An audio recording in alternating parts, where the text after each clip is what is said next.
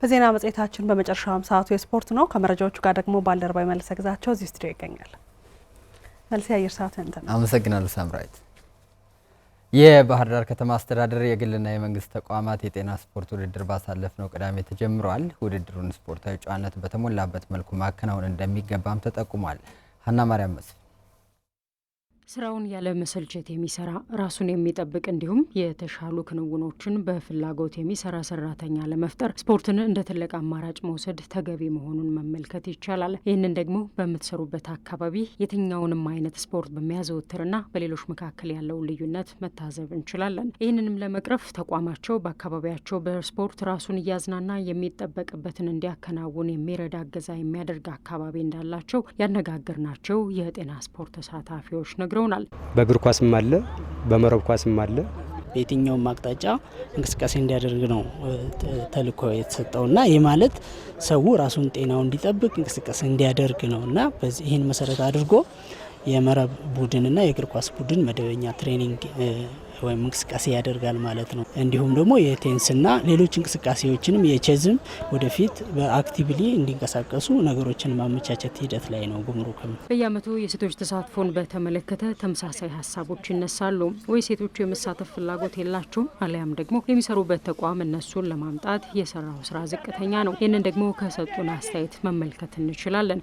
ሴቶችን የሚጋብዙ ስፖርቶችን እንዲሳተፉ የሴቶችም የእግር ኳስ ቡድን እንዲቋቋም የምልመላ ስራ ልንሰራ እንችላለን። እንደ መነሳሻ እንወስደዋለን። እስካሁን ግን በቀጠና ጽህፈት ቤቱ የተሰራ ስራ የለም። ከተማ አስተዳደሩ ተሳትፏቸውን ወደፊት ለማምጣት የሰራው ስራ ዝቅተኛ መሆኑን አምነው በቀጣይ ትኩረት እንደሚያደርግበትም ገልጧል። እኛ መሳተፍ እንፈልጋለን ብሎ ገፍቶ የመጣ ተቋም እውነት ለመናገር የለም። ቢኖር እኛም ምናልባት ስራ ለመስራት እድል ይፈጥር ነበር። ነገር ግን እነሱ ተቋማት ገፍተው ባይመጡም እኛ ተቋማት ድረስ ወርደን ግን ስራ መስራት እንዳለብን አሳይመንት ወስደናል ማለት ነው። አምና እጅግ ደማቅና ብርቱ ፉክክር በተለያዩ የስፖርት አይነቶች ተከናውኗል። ሆኖም ከስፖርታዊ ጨዋነትና ከዳኝነት ጋር በተገናኘ የታዩ የነበሩ ሁነቶች የውድድሩን ዓላማ ያላገናዘቡ እንደነበሩ መጥቀስም ይቻላል። በዚህ ዓመት ግን ይህንን ለማሻሻልና ጥሩ የውድድር ጊዜ ለማሳለፍ ተዘጋጅተው መጥተዋል። የጤና ጨዋታ ማለት ጤናን ማግኘት እንጂ ጤና ማጣት አይደለም። ስለዚህ ማንኛውም ሰው ራሱን ጠብቆ ኳስና ኳስ ብቻ አቅም አለኝ ጉልበት አለኝ ብሎ ከኛ በእድሜ ገፋ ያሉ ሰዎች አሉ አብረውን የሚጫወቱ እነሱን ሰዎች ኳስ ከደረሳቸው እንዳትነኳቸው፣ ተዋቸው፣ ከወደቁ አንሷቸው ብለን ይሄን ሁሉ አስተላልፈናል። እኛ ዘንድሮ እርግጠኛ ነኝ የጸባይ ዋንጫ እንበላለን ብለን ይመጣል። ስፖርታዊ ጨዋነት በምንም አይነት ነገር የሚታለፍ አይደለም። ለዚህ ሁሉም አካል በስፖርታዊ ጨዋነት መርህ ውድድሩ ተጀምሮ እስኪያልቅ ድረስ የበኩሉን አስተዋጽኦ እንዲያበረክት እኛም ያጋጥም ችግር ካለ እኛ ጋር ኮሚኒኬት ማድረግና ባጭሩ መፍታት የምንችልበት ሁኔታ አለ። ከዛ ውጭ ግን ይሄ ውድድር ሰላማዊ የሆነ የስፖርታዊ ውድድር ነው። ስለዚህ እርስ በርስ አንድነታችን የምናጠናክርበት ነው ስንል ሰላማዊ የሆነ ትስስራችንም የበለጠ አብረን የምናጋምድበት ስለሆነ እዚህ ላይ ሁሉም የሚመለከተው አካል የበኩሉን አስተዋጽኦ መወጣት መቻል ይኖርበታል።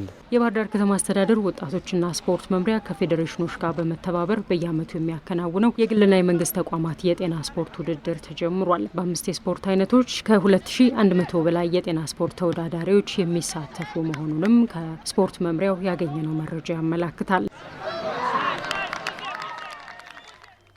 በአፍሪካ ወጣቶች ኦሎምፒክ በብስክሌት ስፖርት ተፎካካሪ ሆነው ማጠናቀቃቸውን ኢትዮጵያን በመድረኩ የወከሉ ብስክሌተኞች ተናግረዋል። አሁን ላይ ብስክሌት ላይ የተጀመረው መነቃቃት እንዲቀጥል ሁሉም ክልሎች መስራት አለባቸው ብለዋል ብስክሌተኞቹ።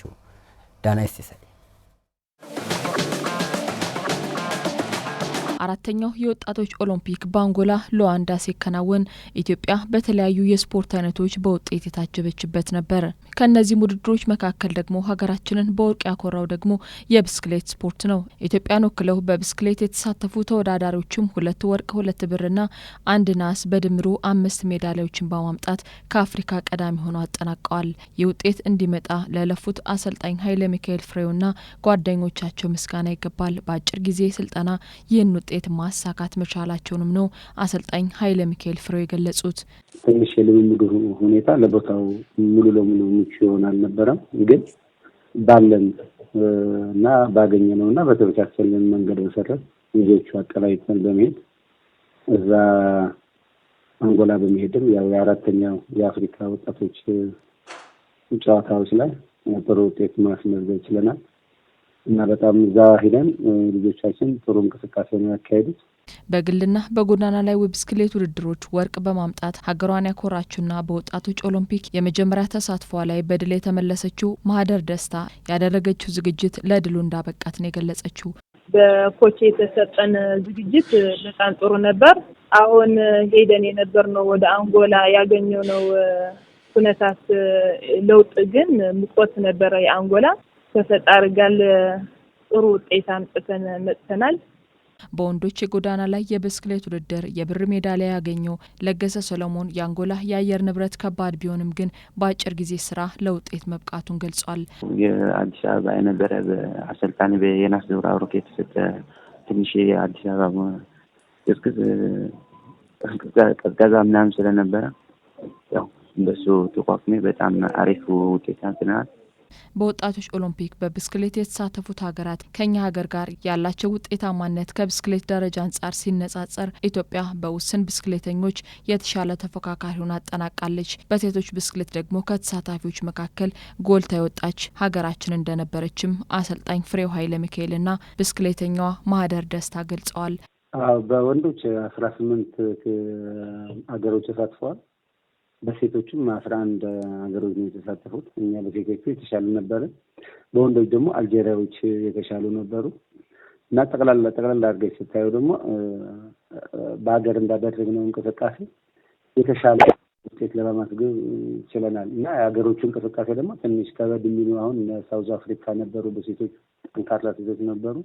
ያገኘሁት ውጤትም ደስታ ይሰማኛል። ግን በኢትዮጵያ ስታይ ብስክሌት ደግሞ ብዙ አልተሰራበትም እና አሁን ማለት ለኛ አይቶ ሳይሆን ከተሰራበት ጥሩ ውጤት ያመጣል ኢትዮጵያ ብዬ አስባለሁ። በቅርብ ብስክሌት ላይ በተካሄዱ አህጉር አቀፍ ውድድሮች ላይ ኢትዮጵያ እያሳየች ያለችው አሸናፊነት እንዲቀጥል ደግሞ በፊት ብስክሌት ላይ ሲሰሩ የነበሩ ክልሎች ወደ ስራ መግባት ይጠበቅባቸዋልም ብለዋል።